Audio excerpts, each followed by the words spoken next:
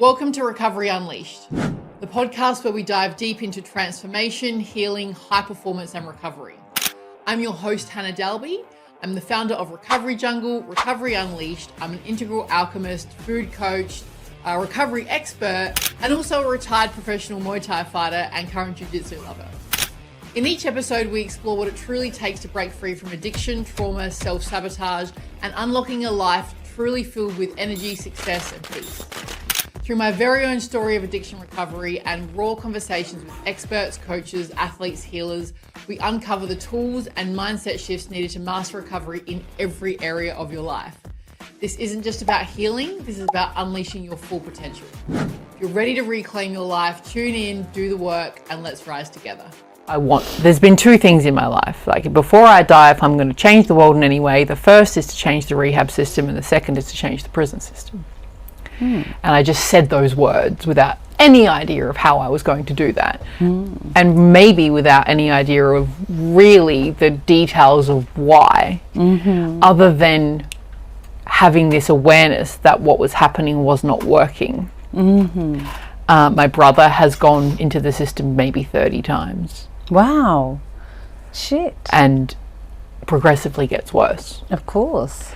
I heard a story. What are you telling yourself 30 times? Yeah. You know? Yeah. That you what else? Exactly. What else won't take support from me because I'm the sister, and what could I know? But it, it's not done shit. And has told him a story that he is this broken and he is this damaged and will always be that way. I met a person a few months ago who had been in the AA system NA system for 9 years or something like that, and was currently going to meetings 3 times a week because after 8 years of being completely sober, got drunk one night after a breakup, and so now was like, I must go back 3 times a week, and was not going to meet up with me because there was a meeting. And I thought, what the you aren't that anymore. You self-soothed on a really traumatic event. Now you haven't relapsed. You're not now. There's still 8 years is a pretty significant. You're done now. But it was this story that they'd told of, you will always be this, and you will always be in recovery, and you will never be anything more than that. You will just be not making these decisions. Is that what he told you? Is that how you experienced it and you're interpreting it? They were the words. That was like the words from him. They said to him, you'll always be this. Yeah. And so we had a discussion about it. And one of the other things that I learned was that... is that in the AA program? Yeah. I think I've heard that from someone else. Yeah. So that's already broken. But also 1% of people get better inside of it. So that's kind of cool, right? Okay, so he's one of the 1%.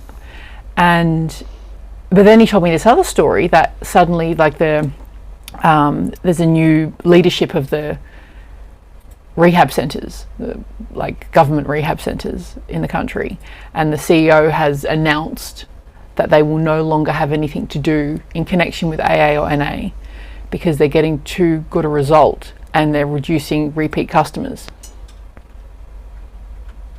Of course. So it's actually set up so that they continue to come back because they get paid. Yeah, of course, like everything. Yeah. And that's really not okay. No, it's not.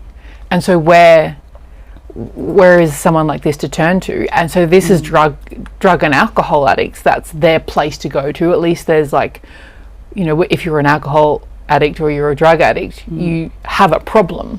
So I must go and get some support, or I must do something about it.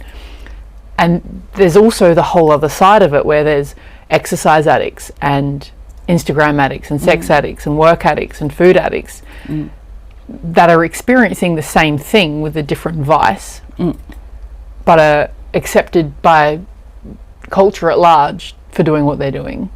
So I'm fine. Because it doesn't look as gross. Yeah. It's not as... And it's the same thing. And to bring those two together, and actually they need a pathway to reconnect with themselves and to acknowledge and process and meet with all of the parts of themselves they've been running away from. Can I ask you something there? Yeah. In where you are with the work that what you offer, do you get addicts? Yes. So don't you think that you are part of that wave of changing how people recover themselves? Yes. Because there's a better way to do it, and the way that I know you do it is permanent and very empowering. Like you would never breathe a word like that to someone. You would never tell someone, well, these are your cards, I'll keep an eye on you. No. Like, exactly. So, and the whole idea of what we're doing is, this is the last time you come here. So I am not having you back unless it's just for community. So maybe that won't be anymore, because the world is in a place where we must awaken, and we can't use things that don't give the full sovereignty to someone. Yeah. So you're part of that. Absolutely. And I intend to make it on a really large scale, and let's go tear down what is currently there. Or maybe it dies all on its own because it's no longer relevant and there's a better thing that exists. Can I ask about, we were talking before about the anger, and you were angry at the way they spoke to you or others? Others. Can you bring me back to that? Well, it was this same thing of, like I was saying, what this guy was telling me about, you'll always be an addict, you'll always be broken. The way to my brother, you'll always be this. It's completely disempowering people.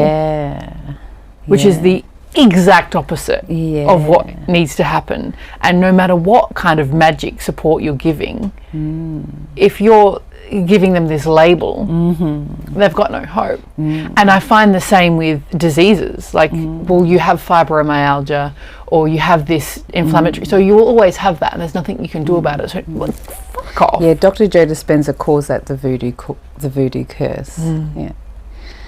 So is what's so infuriating is, I mean, only an empowered person can empower someone. You can always tell who you're talking to, right? Yeah. Is that what makes you angry? Is that holding back on someone's power, and like, that it's not going to, like, what are you trying to leech? Like, do you feel like someone's trying to keep something of yours? Like, what happens in you? Like, you get, or like that whole thing of it's not the right thing, like the injustice of it. I think it is injustice. It's like you're in your pretend support, you're killing people. How you say that only an empowered person can empower someone else, and they're putting in people that have done a 6-week drug and alcohol course online to support people with serious trauma problems. Yeah. The only time that you would talk like that is if you needed power. Like, it's a bad way to feed something. It will never get nourished because it's not the right, like, you will never feel empowered by treating someone like that. It's the wrong food for you. It won't go anywhere. That's a lovely thing to feel coming out of you. That's a heart on the right track. Like, it's when you feel that feeling of injustice, like it ain't right. And what I always have really enjoyed watching with you is it's not just a angry dinner conversation. You're like, I want to take a jungle, I'm going to build a centre, I'm going to get everybody in town, I don't know who they are, they're invited. Yeah, cockatoo, dog, I don't care, come here. Like, you just provided a place. There's this beautiful thing that a lot of people want to know their purpose or who they are, and you do all these things, you listen to all these things, and it's so important to find your lane, to find your place.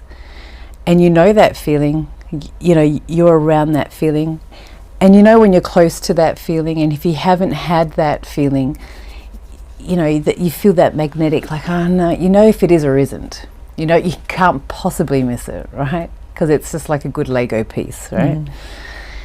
And that feeling, and I don't know if you had it when you did the jungle, that feeling when you're found.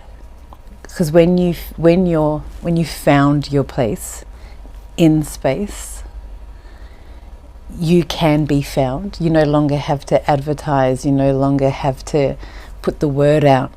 You, like a antenna, people go, oh, there's something in this direction. So when you feel found, you can be found anywhere in space.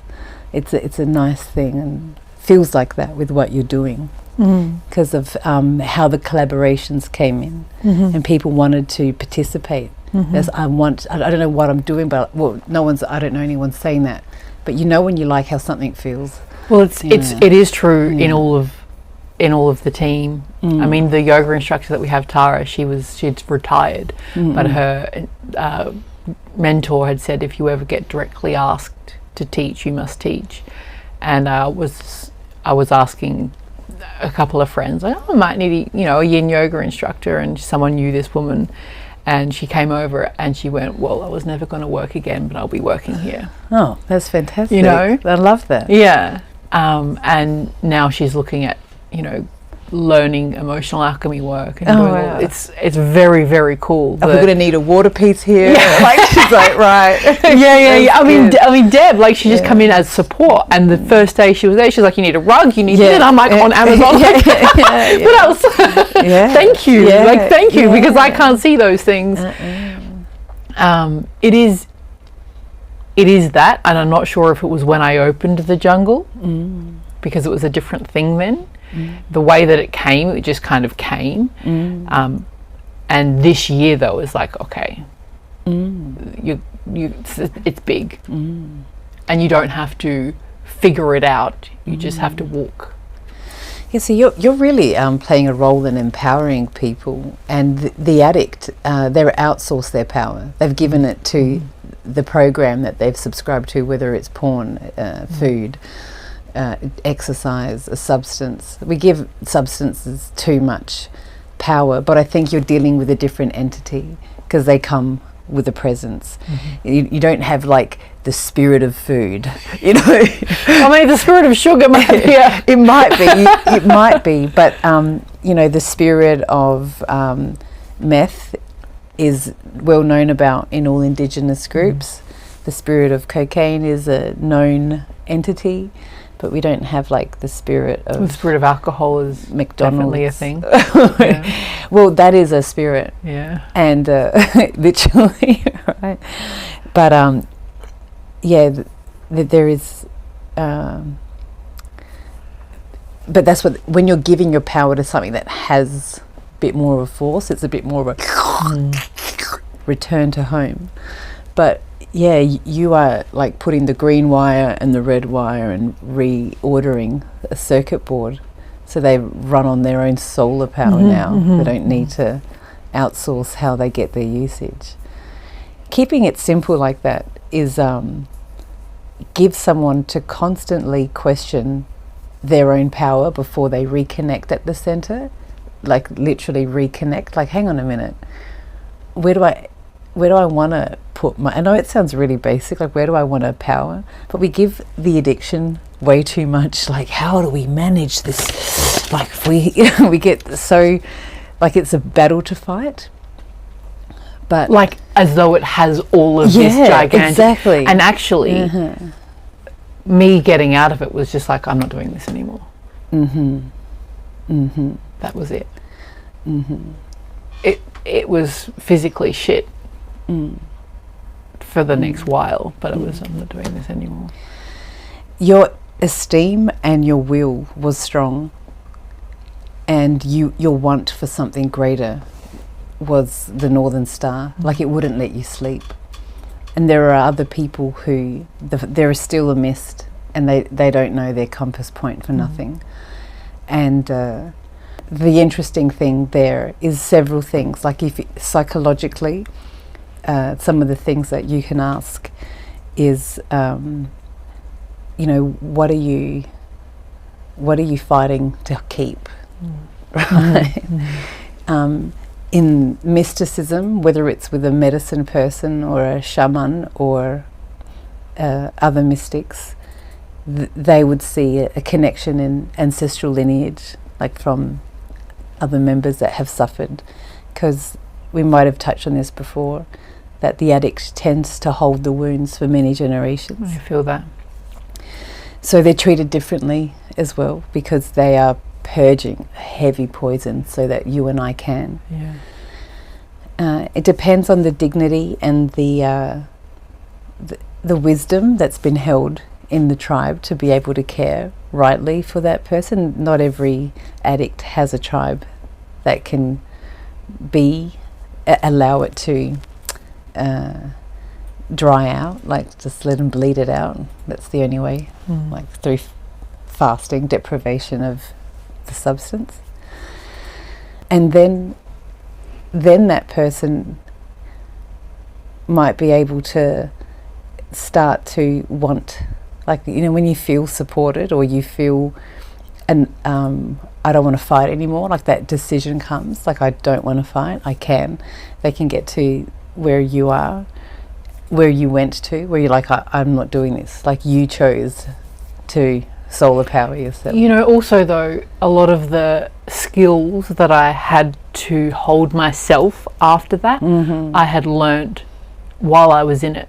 So like allowing myself to keep the vice while I was learning tools and skills and knowledge and all of these things. And I think there's sometimes we're so quick to take away the vice. And maybe it can be accepted that the vice can stay for a little while while we provide tools and skills and knowledge and things that once the vice is taken, they can hold themselves a little bit. Yeah, that is the most important thing for you to keep talking about when you're sharing it, because that totally disempowers the vice, because all you're doing while you're learning is reps. You're getting your training, you're getting your kung fu in, just repetition, and once you got that arrow and you figured it out, it's like peh.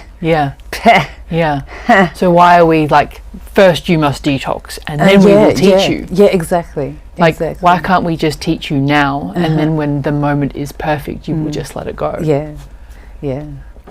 That's a really beautifully said, and I hope that you get to speak. I don't know what your one-on-ones are like, but it'd be so cool if that's what you're saying. Well, that's what we allow, right? It's not on day one you are now doing a 7-day fast and you're reading exactly like this and you're going to do this or all of these things. It's just, okay, just show up exactly as you are and we're just going to do the work. And eventually they just go, I don't want to drink anymore, or whatever. Very much so. And it's the same, because like you can get addicted to judging people. And it's such a covert addiction. It's such a funny one, because like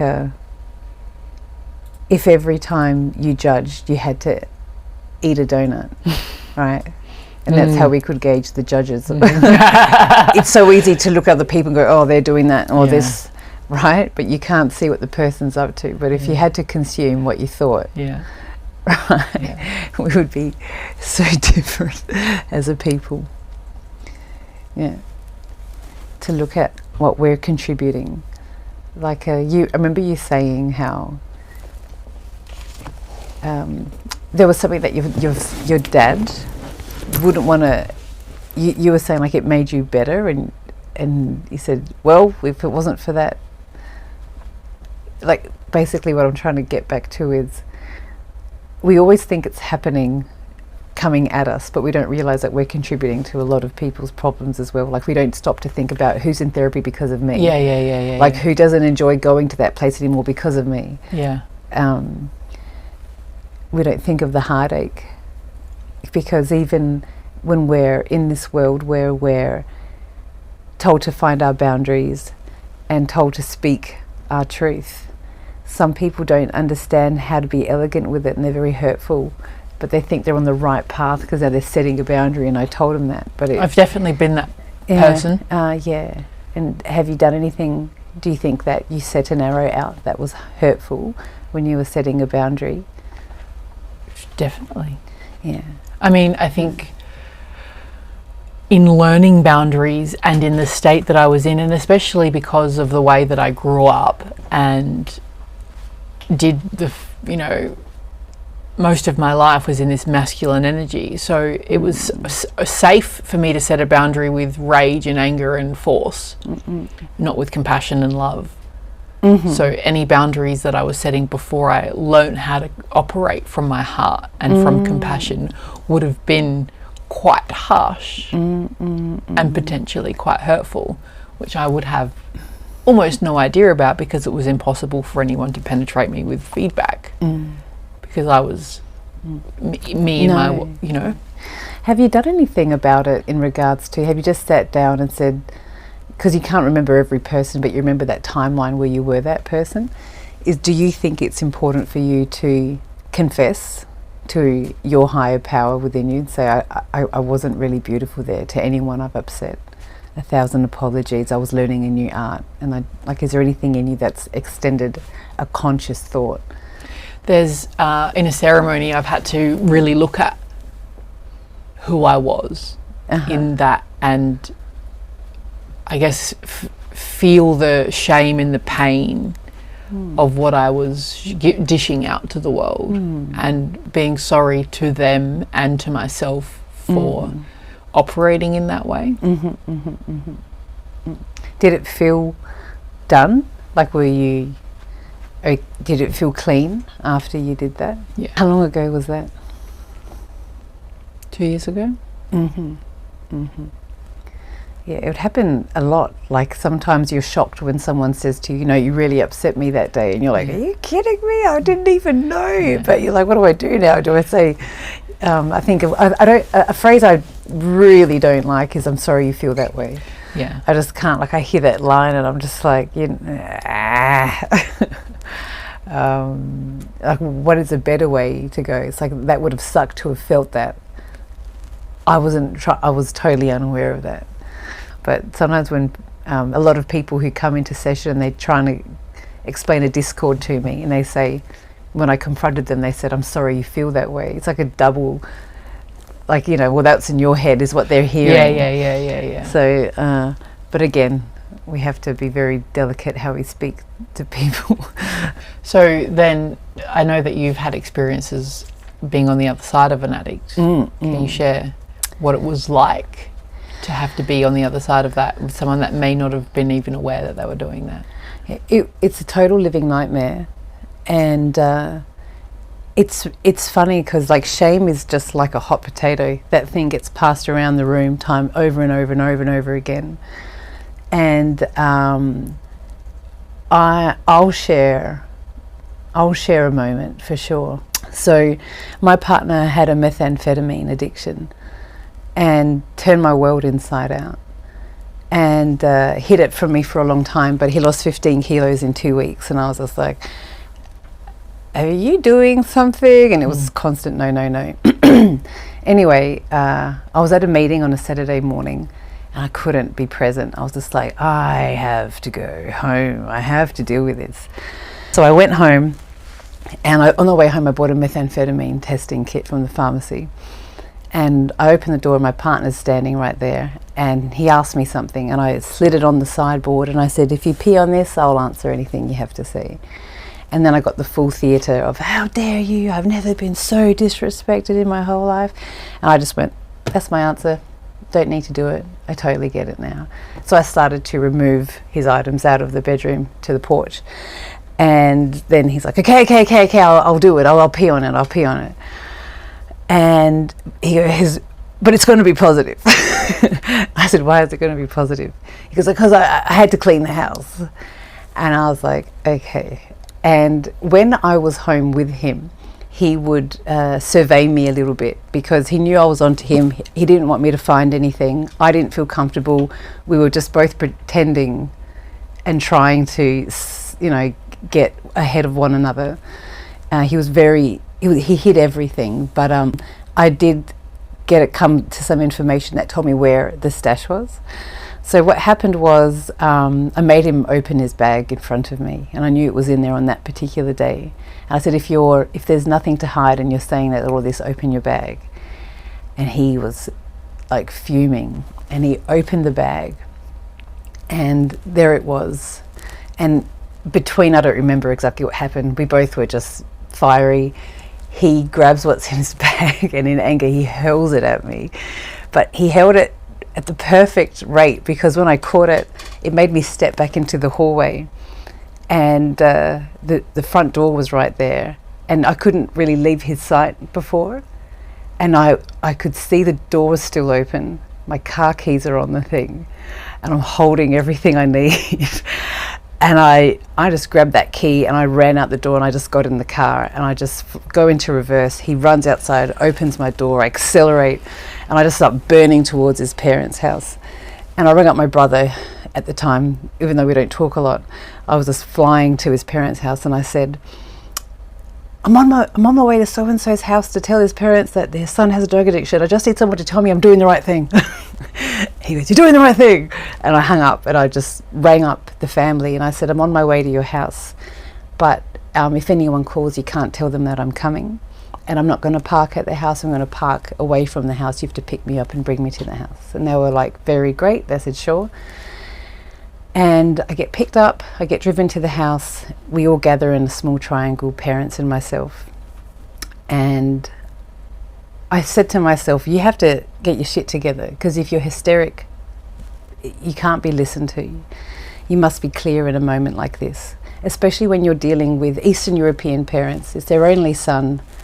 Their flag flies for someone right now. So it's important to be clear and precise. And because I'm emotional, I don't want to rant. Like my whole life's falling, and I got to stay grounded because I need help. I'm not getting where I need to be right now, which is to the truth and to a solution. So when I sat down in front of them, I just said, the first thing I said was, have you noticed anything different about your son? And they both said yes. I said, what have you noticed? And they said that he's lost a lot of weight. And I said, well, how do you think he's done that? And the mother said, drugs. And I said, yes. And I said, I'm not going to say a word from now on, but anything you ask me, I will answer as best I can. What is it? Where is he getting it from? Blah, blah, blah, blah. And I didn't know all the answers, but I had it on me, so I gave it to them. And my phone's running hot, right, at that time. And hearing the story, after a while, Dad gets out of the chair and he's like, okay, we've got to go get him. And I said, I said, you're not to come to the house until you can promise me that you're going to Google a meth addict, what they're like, what they'll be like on confrontation. Do a little bit of study on it, because there's going to come a moment where you're going to doubt everything I've told you and you're going to think I'm lying. And I don't care if that moment comes, but if I know that you've done that, the rest I can't do anything about. Like that's, and they're like, yep, sure, we'll do that. So about an hour passed, I'd gone home. They came after me. He was furious. I can't believe you rang my parents. I can't believe you rang my parents. And they'd blocked him in. And I'm telling you, that moment came so much faster than I thought it would. Like, I remember the father was leaning over the kitchen bench and he just gave me a side glance because he was alone with his son. And I'm like, there it is. Like, it was that real, Because, you know, my partner at the time, well, him at the time was like, you know, Sophia, she gets a little bit, you know, she's just tired, or she gets a bit paranoid. And I don't know what happened, but a similar thing happened to him where our attention was off and he made a break. He took someone's keys and he legs it. And the mother yells at the father, goes, go get your son. So he's chased him. And at the same time, I think he assumed that both parents had gone, because he rang me and I put it on speaker. And he said, he said everything that I'd said to them in the living room, or it all came out. And she just looked at me and she just said, don't worry, darling. Like, I heard everything. And it was that one moment I had of, at least I got a witness to something. Now, I don't have anything to back this up, but as the time passed, I don't believe that is still the same belief from the parents. I do know that I know because he told me that he told them that I played a role in his addiction. So at this present time, I don't know what they think I contributed. But I know that a lot of it is a lot of untruth coming from an addict. I think the hardest part for people in that situation is what you witness a lot and what you experience is so gruesome, and you're experiencing someone very altered doing things that they will never remember. I mean, you live your life in surveillance. Like, I mean, I know that the addict does too, because often they've got someone chasing them for money. So everyone's living by the curtains, right? I know that was the case for me, just not knowing who's going to come or go. And it's super isolating. You instantly have Ebola, like you have a disease and no one comes near you when you're in that thing. And no one really knows what to think or make of you as well. But you don't even know either. Like, your lights have been changed and your no feet are on the ground. But the coolest moment that I had, and I swear I glitched into another universe, because I was calling loads of drug hotlines, because I didn't understand who I was dealing with, and I didn't understand usage and how that would alter someone. So I would ask him questions like, you know, what are you using and how much? And he was using intravenously, and he told me the quantities, and I don't remember them, to be honest, but every time I'd ring a hotline, my first question is, have you been or are you an addict? And like the first three said no, and I'd hang up. So I can't talk to you. Beautiful. You don't know what I don't know who I'm talking to. And some were really sweet ladies. Said, no, but we're like, what are you going to tell me? And this is where I think I glitched. I got this guy on the phone, and South Australia is terrible for this support, by the way, because some places wouldn't talk to me because I wasn't in New South Wales, which I found super weird. Like, they say, sorry, we only help this district. I don't know the ins and outs of this, and this is also like 10 years ago, 9 years ago. But I got this guy on the phone, man, and it's like I rang someone's house. Like, he didn't even answer normally. He was like, yeah. I was like, I just need to know, are you an addict or have you been one? And he goes, you bet. Like, I was like, this is the guy I need to talk to. I said, listen, I'm in a situation. I'm pretty sure my partner is in trouble. He's got an addiction. I don't know how cooked he is. And I said, as much as I thought I knew about him and what he was doing and using, and there's a lot of story there.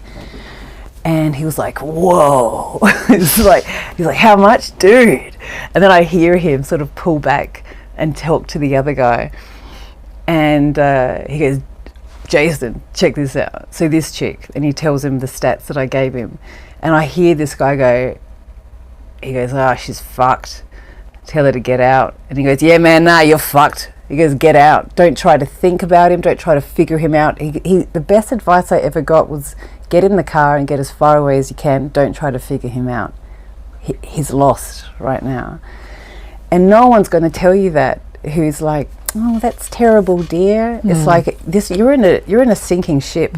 I don't need comfort. It's like, do you want to like climatize to cold water? It's like, no, you're out of here now. It's not a time to, you know, speak to the barking beast. Like, it was full throttle. And you know, he was at a stage where maybe if you were to ask him this today, I don't know what he would say, but he was not him at all. It was a completely different, it was a very cruel, very punishing person. And, you know, constant hallucinations, like he was always having conversations to the wall or to something. He was out of his mind. So I don't know if he remembers that. So I found that people don't really, like, I know a lot of parents who've supported their children, and you know, they're just constantly like, it's almost like having a lobotomy when you've been, because you're seeing some pretty odd behavior when you're not altered, seeing really far out behavior, and someone that you love and thought you were going to marry or get grandkids from, it rattles your bones like nothing else. So it's a tough one, like the compassion for the addict, and then like rehab for the carers. Like, it's that's a thing. Yeah, it really. But I don't know if we'd already mentioned it. They say there is support, but there's not support. There's not support, and you have to like you have to go on like that ninja show to qualify Yeah. for like a Band-Aid. It's brutal. Yeah. And you have to it's so invasive. You have to prove so much of your suffering on paper. It's like, I don't know, but take a look at this. Yeah. Like, how does that look to you? It's a tough. That's why it's so great that your place exists. It's not. The system isn't designed to evolve the whole. Yeah. It just wants to make money off it. It's not going to recover you. There's no benefit. But that's everywhere now. What is everywhere now is people opening places for true transformation and healing and becoming something else. But that opened the door to a lot of addicts to come to me, which was really interesting. Like, that was super confronting. I just had it was as if I had come to this house. A lot of that is a really harsh story, like that amount of usage where that kind of behaviour was going on. I'm not sure if my usage ever got to that kind of psychosis, at least not very often. I think towards the end there was a little bit of it. As I knew it was coming to an end, my soul knew it was coming to an end, or my ego knew it was coming to an end, or the addicts knew it was coming to an end, and it was this last hurrah to just get a little bit crazy and hold on. I definitely had partners inside of that situation that behaved exactly like that, but I'm dealing with it from my perspective while I'm also not coherent properly. But definitely some crazy violence and gaslighting, narcissistic. I don't know what's real or what's not real, and is actually someone coming to get us, and I don't know what's going on, but I'm sort of part of it somehow, which is really scary. But also the drugs gave me the invincibility to withstand it all. Yeah, I stand to that golden moment when he just said, get in the car and get us and I did. I drove my kids to Melbourne, and it's amazing, and I really recommend this to anyone who's going through a big decision. It doesn't have to be something like, even, do I take the job, do I stay in the relationship, do I approach the relationship, is sometimes you have to get geographical distance from the situation. Like, it's an environmental thing, and it's like you get through the fog and you can think again. Like, you don't realize, like, your environment, even the neighborhood, doesn't matter if you live in the hills and you drive to the beach. I'm talking K's, man. I'm talking States. Go interstate. And you just suddenly become resourceful. It's like, oh my God, because the plan's pretty easy. Leave. But you're under a spell when you're in there. You distort the truth, and you distort potentials. You know, they actually there's studies done on if you just change your lounge room around, how your brain starts. Now you don't associate the couch and the TV with the snack. Yeah, totally. So just sometimes get in the car, 100%, fill up the tank, put in a couple of pillows, and just don't look back for a while. Don't look back for a while. That. And when I landed in Melbourne, the strategy was so simple. And I thought, I could have figured that out at home, but I couldn't. I couldn't. I was. I go overseas. I've been going overseas for the last couple of years, every 3 months, so I can get out of the perspective of the business. Oh, good. And then be over there, and then I'm like, get back to my business.